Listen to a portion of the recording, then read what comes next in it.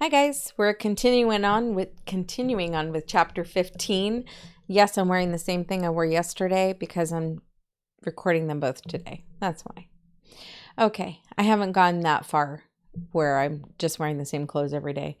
Okay, so we left off yesterday talking about Mary of Guise, who passed away, leaving her daughter, who is now a teenager, in charge of the country of Scotland. Mary comes back from France as a Catholic queen of a Protestant country. So, Mary, Queen of Scots, she became involved in a variety of conspiracies, just like her mommy had been. And the number one reason for the conspiracy was to dethrone Elizabeth I. That was really the whole goal of both Mary of Guise and Mary of Scots, to dethrone Elizabeth and to make all of England, all of the English Isles, revert back to Catholicism. So Mary, Queen of Scots, became involved in a variety of those conspiracies whose goal was to dislodge Protestantism and place her on the English throne. She was eventually imprisoned and forced to abdicate. Now, that's pretty much all your book has to say about that, but there is quite a long and intricate history there. When Mary came back, she found out that Scotland was being run by religious leaders of the Protestant persuasion led by John Knox. When she returned with her ladies in waiting, all of whom were Catholic. They were really the only Catholics allowed to practice Catholicism in Scotland. Knox was constantly after her to convert. She refused. He arranged for her marriage to another man because her previous husband had passed away. She didn't really agree to the marriage. She didn't like the man, but she agreed only because it was politically savvy. It was good for her. That man died not too long after they got married. They had one child together. They named him James. And James was baptized into the Catholic Church, much to John Knox's fury. Queen Mary actually had a baptismal sent from France. It was like gold, beautiful, for the baby's baptism into the Catholic Church. But then not too long after that, because Mary was seen as being an unfit mother, specifically because she was Catholic. So you can see why I have a problem with John Knox being touted as this great paragon of Protestantism. I think he actually hurt Protestants more than he helped. He arranged for her, after she was caught in some conspiracies against Elizabeth, he had her declared to be an unfit mother, and he and his cronies raised James instead. And he was James VI of Scotland. So when she abdicated, James VI became the new king of Scotland, but he was still very, very young.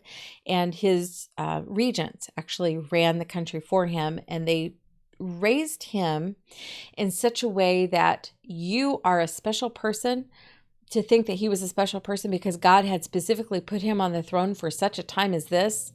The idea of, Esther being brought up and, you were put on the throne. You were God's hand chosen man. You were so special because of this. And it really became an issue of man worship.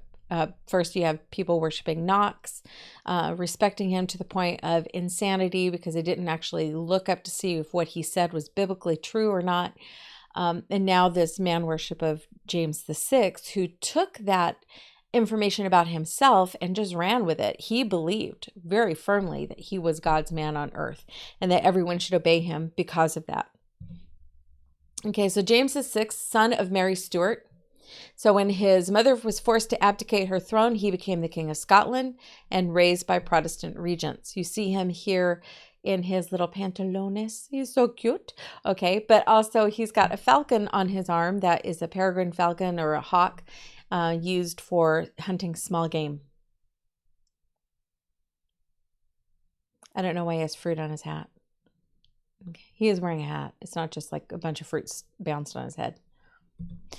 Okay, Mary Stuart fled to England after she was forced to abdicate, and she was hoping to find refuge with Elizabeth, but can you imagine this? You're trying to get this woman kicked off the throne, and then you are forced to abdicate your own throne, and you go to the woman who you tried to get her throne away from her, and you say, can I please have, a place to stay. Well, when she was asking that, she was still involved in another conspiracy to remove Elizabeth from the throne. So she ended up in prison. Now, prison for a noblewoman such as Mary Stuart was not the same thing as prison for a commoner in England. Mary Stuart's imprisonment included being banished to a castle that was on an estate with very big grounds, and she couldn't leave the estate. And she was served basically the same food every day. One 12-course meal, almost exactly the same every day for dinner. So, the idea of punishment for royals was very, very different than what you and I think of as punishment. Okay. Oh, my. Okay, in 1586, Elizabeth sent about 6,000 troops to the Netherlands to help them win their independence from Spain. Remember, Spain by that time had sent their Inquisition there, and it was one of the most brutal Inquisitions in European history. She knew that Philip would try to use the Netherlands as a base from which to invade England, and she was right. She was absolutely right, because it's exactly what he tried to do.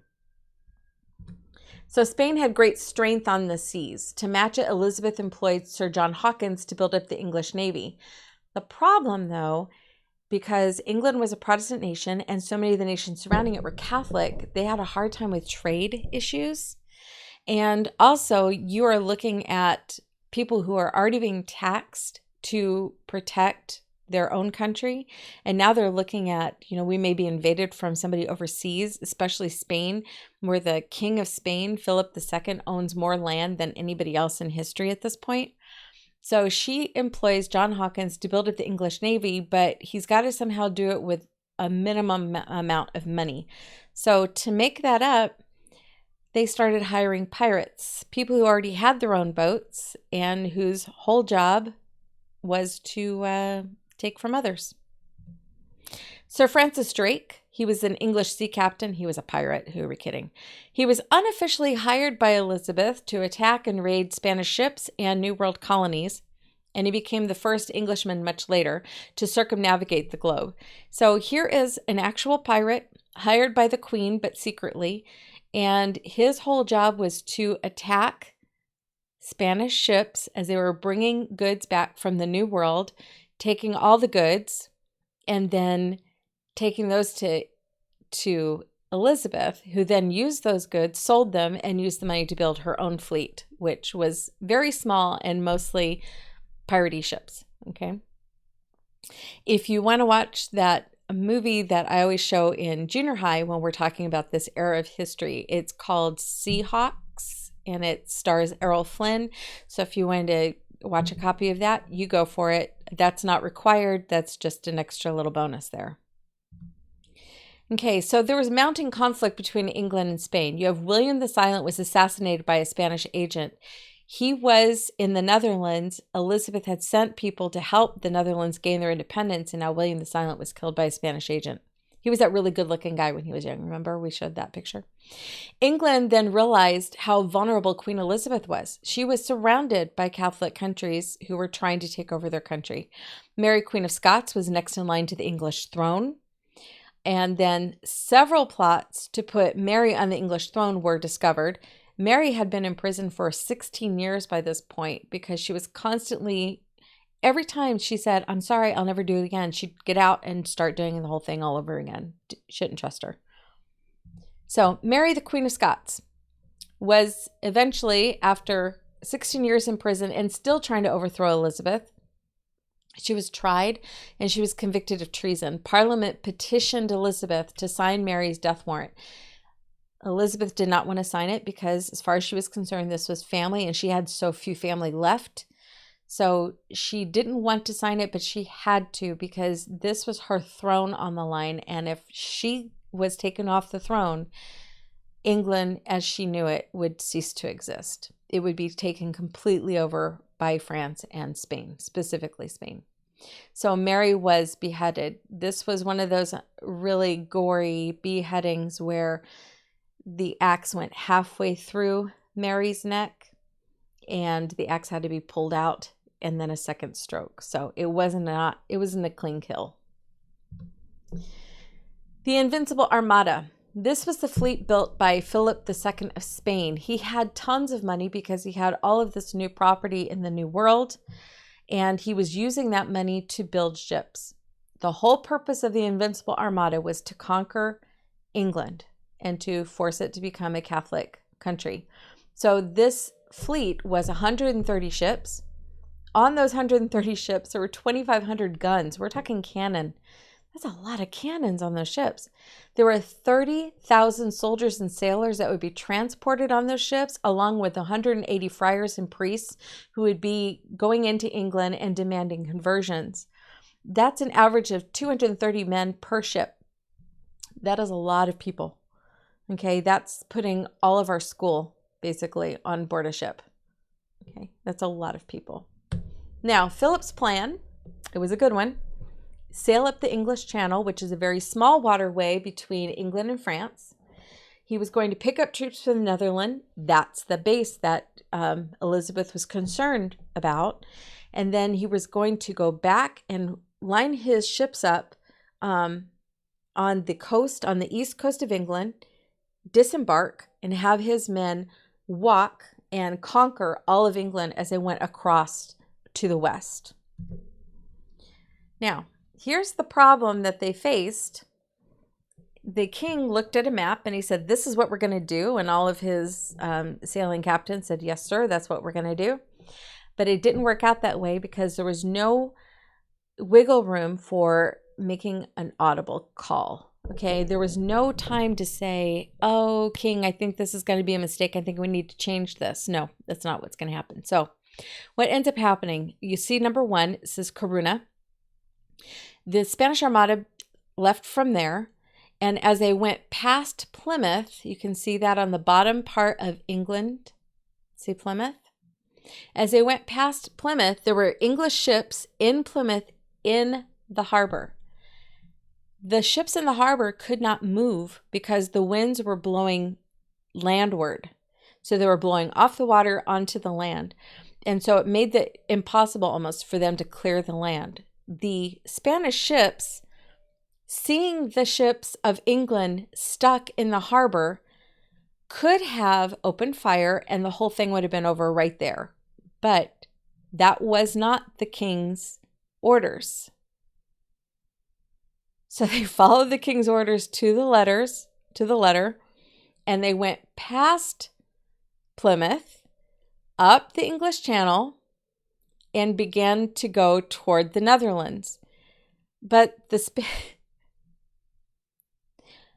thing, though, is that the wind changed after they passed Plymouth, and the English followed them into the English Channel. Once they got in the English Channel, you had Spanish ships that were bigger than English ships. The English ships were led by pirates, run by pirates, sailed by pirates. There we go. That's a good word. Sailed by pirates. They were smaller ships. They were able to navigate much easier in that narrow waterway. And it started this 10-day battle, 10 days of fighting, during which time the English completely defeated the Armada and destroyed many of the Spanish ships. So they didn't destroy all the Spanish ships, just most of them, because what ended up happening is while they were engaging in the English Channel and then in the North Sea, storms broke out. The Spanish then rounded Scotland. You can see where 7 is right there. That's 6 and 7 is right around Scotland. They rounded Scotland. There were huge storms. And you can see on the island next to Scotland, right to the southwest of it and west of England, that's the island of Ireland. The ships, several ships, ended up crashing on the coast of Ireland. And at that point, Spanish sailors were like, okay, we're home. This is good enough. We're not getting back on the boat. This has not been what we signed up for. We thought it was going to be a quick and easy victory, and it was anything but. So quite a few Spanish landed in Ireland and actually married into Irish families and became Irish themselves. They were done. The few that were left over went back to Spain, and they basically told the king, "You're not going to believe what happened to us." So here we go. The remaining Spanish ships sought to escape by sailing northward around the British Isles. A tempest arose, dashed the fleeing ships to pieces on the rocky shores of Scotland and Ireland. Half of the ships of the Armada returned home. That's not saying a whole lot considering he spent all that money and all that time building those ships. I'll give you a minute to write all this down because I know I kind of talked over it before I had the notes up. Yes, I'm still drinking tea during lectures. Okay, so if everyone is done with this one, and if you're not, you can always replay this a little bit later. I'm going on to the next slide. The Elizabethan age. This is the time of the reign of Elizabeth. There was that Renaissance. We've already had a Renaissance in England, and now it's back again. There was a Renaissance during during Henry VIII, when he was still a Catholic, and then there was a Reformation, and then there was another Renaissance during Elizabeth's time. So this is a Renaissance of politics, and Elizabeth was a political animal. She never married because she claimed that the country was her husband, her spouse, and she was going to run the country. That was her full-time job. So she was politically savvy. Poetry was huge during the Elizabethan age. War, theater, and literature in England all hit its peak during this time. And I believe this is the theater, not necessarily, oh, it is the Globe. Okay, the Globe Theater was pretty impressive for its time. There wasn't another theater before this just called The Theater. Okay. It ended up burning down. So they rebuilt this. It's the Globe Theater. You can see there are multiple stories of seats available. There are even seats behind and above the stage. But the majority of people who would go to the theater were called groundlings. These are the poorest people who paid the least amount for a ticket. And they would stand on the floor. That's why they were called groundlings, because they were on the floor. Shakespeare was a one-share owner of this theater, and he was their in-house playwright, and he acted on the stage as well. And yes, he was a real person, and yes, he wrote his own plays, and there's plenty of contemporary evidence about him and the plays that he wrote. A lot of the nonsense that he didn't actually write his own plays, that they were written by other people, that's all been pretty modern thought. Okay. Now, he would often make little references to the groundlings, and, he would do jokes that they would understand that was more on their level. He wanted their reactions to his words so that it could spark the actors as they acted. So here he is, William Shakespeare. He is perhaps one of the greatest writers of all time. I'm not going to disagree with that, but I think we need to put a little caveat in there, a little, but we got to take this into consideration. He was perhaps the greatest English writer of all time. Okay. Now, he began his 20-year career during Elizabeth's reign. Some of his best-known plays are Julius Caesar, Hamlet, A Midsummer Night's Dream, and Romeo and Juliet. You've probably heard of some of those. Now, sometimes he gets a bad rap because he adapted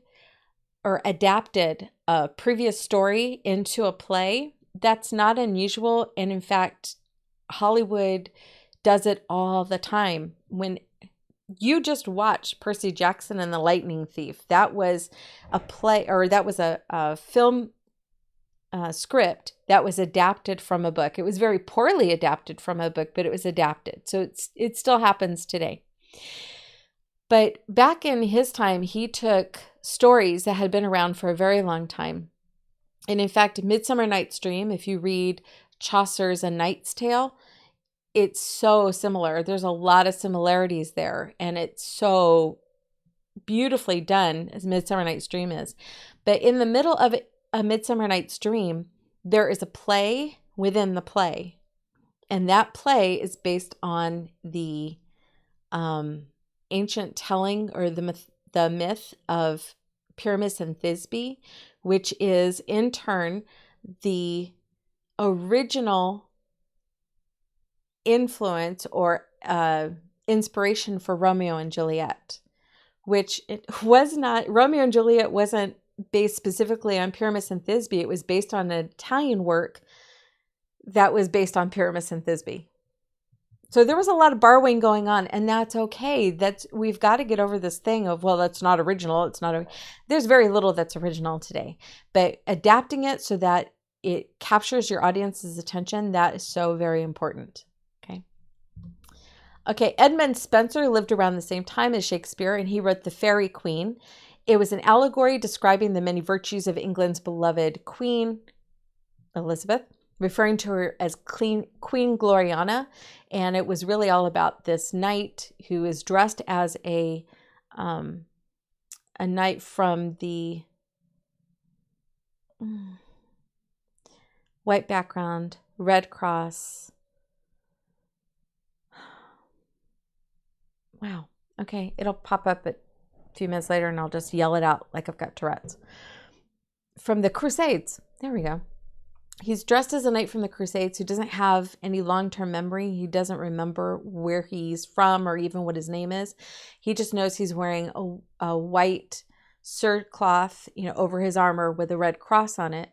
And he is escorting a woman home back to her family. And in the meantime, struggling to fight against a dragon. And the whole thing is an allegory about Queen Elizabeth and the Catholic Church. The Catholic Church is depicted as the dragon. Okay, Huguenots, going to France now. These were French Calvinist Protestants. By the mid-1500s, nearly half of the nobles in France had become Protestants. The reason that so many nobles in France became Protestants, where in England it was harder for them to become Protestants, a lot of them were more Catholic, was because the church in France had taken up so much power, and the nobles really wanted to get a little bit of that power back. So they protested the Catholic Church for their own power. Okay, so nearly half the nobles in France have become Protestants. Both Francis I and Henri II took action against the Huguenots. They saw this as a stand against their own power. They forced the Huguenots to meet and worship in secret. They didn't sign a law saying, hey, from now on you have to meet in secret. They just basically said you cannot meet. And so the Huguenots would meet in secret and worship there. During this time, you have to remember that there weren't any national armies. It was still the era of feudalism. So armies were individual to landlords. So what the Huguenots did is many of them, especially if they were noble people, they would create their estates where the towns around them, they would wall those towns up, and those would be considered Huguenot towns. So synods were assemblies of French representatives of French Protestants. They met to draw up a confession of faith and rules of discipline. A confession of faith is, this is what we believe and this is why we believe it. Rules of discipline are not just, we are going to live this way to be separate from the world. It's also, if somebody in our group chooses to say something or do something that goes against what we teach, how are we going to deal with that? Are we going to say, you need to leave? Or are we going to have a way for them to confess and get right? Or are we just going to have to say, you believe what you believe, but do it outside the city? So these rules of discipline, they also composed an address to the king, asking for official permission to hold meetings in public worship. You notice they're not rebelling. They're not setting fire to anything. They're not lobbing grenades. They're not strapping bombs onto their chest and walking into crowded places. They are writing a letter to the king saying, please allow us official permission to meet. We just want to worship the way we see fit. This young lady, let me go back one real quick. See, this young lady is wearing a necklace, and the necklace is full of symbols for the Huguenots. And we're going to go through those symbols because it's really kind of cool. I love symbolism. Okay, so first of all, you have 4 fleurs-de-lis. A fleur-de-lis is the thing that's... It's a New Orleans saint symbol, to quote my sister. I love her. She loves football. I love symbology. We find our common ground somewhere. So those fleur-de-lis, those were the symbols of France. The fleur-de-lis is a 3-petaled lily or an iris that's supposed to be representative of Mary, but the Huguenots are going to reapply that symbology and make it mean something else. So the 4 fleur-de-lis, the petals and the points together, all signify the 12 apostles. Okay? Then you have an open heart in between the Maltese cross and the fleur-de-lis. You have the open heart shaped square. There's a 4-petaled lily of France forming the Maltese cross right in the middle. And that's a symbol of the 4 Gospels, Matthew, Mark, Luke, and John. And then at the bottom of the pendant, there is a dove signifying the church under Christ. Okay, so under the cross, you have the dove. It's kind of interesting. It's kind of cool. Oh, yeah, the little dots, each point of the Maltese cross is the 8 Beatitudes. Blessed are the poor in spirit. Blessed are the meek. So those are the Beatitudes. Okay, the Huguenots very carefully pledged loyalty to the king. They wanted the king to know they were not in disagreement with him as their political leader. They raised no political points in their discourse when they sent the letter saying, please let us just worship on our own. They wanted the king to know they were going to be faithful citizens to him politically. However, they were organized in that assembly saying, we want our freedom of religion. The very fact that they had organized an assembly was presented to the king as a threat. Look, they got together. They are organizing themselves. They are a threat to your kingdom. So if you take a look at this map, it's really kind of interesting. Most of the Northwest and even some of the Northeast, just the northern part of France altogether really, is mostly Roman Catholic, including Paris. Paris is a very Catholic city. Rouen has a huge cathedral, and it's also that area around Normandy. But if you look at the middle, there's some disputed area where you have a mix of the two kinds of beliefs. And then all the pink is mostly Huguenot. So it's really more of the southern part. And then at the very south, right on the Mediterranean, right between Spain and Italy, you're going to see more a high Catholic percentage as well. King Henri II was mortally wounded in a jousting tournament, and he left 3 sons. This was, we've heard of this happen. This is the 3rd time we've heard of this happening, where a king goes and either plays a game or is hunting game, is going hunting, and then gets mortally wounded. You think after a while they would just tell the kings to just stop it, okay? But King Henri II was mortally wounded. That means he was going to die from his wounds in a jousting tournament. Jousting tournaments were set up specifically to not kill people. It was supposed to be a way to fight, and injuries were common, but death was not. So this was kind of a shock to his people. He left 3 sons, and each of those 3 sons served as king over the next 30 years because they died one after the other. So let's start with Francis II. Should sound really familiar because he was once married to anyone? I believe it was Mary, Queen of Scots. Then there was Charles IX, and then Henri III. And all 3 of these young men were helped by their mother, who was Catherine de' Medici, who was the sister of Mary of Guise. So she was the mother of the sons of Henri II. It sounds weird because I'm saying Henri instead of Henry because it's the French pronunciation. It's got the little I on the end, so it's Henri. Okay. So she attempted to rule for her young sons, but she was ruthless. She was unscrupulous, which means she didn't really care who she hurt to get her way. And she was a schemer. She really was all about creating a country that she could rule for her own purposes. She had a long history of shaping and ruling a country. She's from the Medici family that we first learned about as the family in Florence that became the bankers for the Pope, and eventually actually had a few popes in their family. So she's from a very wealthy, very influential family. Admiral Gaspard de Coligny. He was a former military leader, and he came to lead the French Protestants. They needed some kind of military help to keep them from being killed. Oops. And that is our time. That is 30 minutes. It went fast. We'll pick up here tomorrow, and I hope you have a really good night.